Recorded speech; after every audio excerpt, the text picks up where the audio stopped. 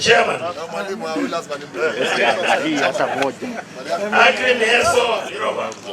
Thank you. Haya mama Kristi. Zote kwanza ile ya kwanza. Muulize sasa kama mimi anamtumia nitakutumia kwa sababu hapo mbeleni kulikuwa na malalamiko ya kwamba wananchi wa Kilifi hawana vyeti vya kumiliki mashamba, hawana haki zao.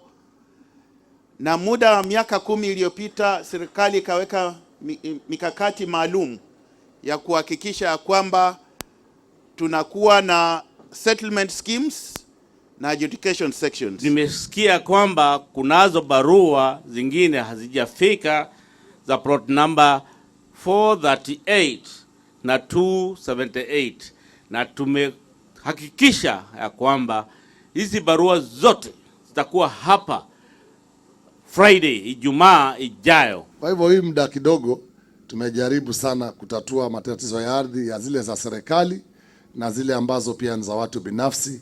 Tulihusisha serikali kuzinunua ili watu wetu wapewe ardhi.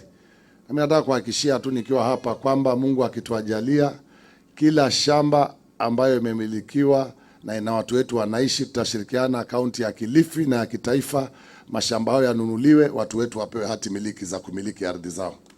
Kwa kweli itakuwa ni kumbukumbu kuu katika maisha yetu. Tumekaa katika hali ya kutapatapa tukitafuta title deed. Lakini ninashukuru kwa ajili ya siku hii ya leo. Title deed tulikuwa tukikata tikiti tukizifata Kilifi, na ukitoka kule haukuipata na unarudi bila.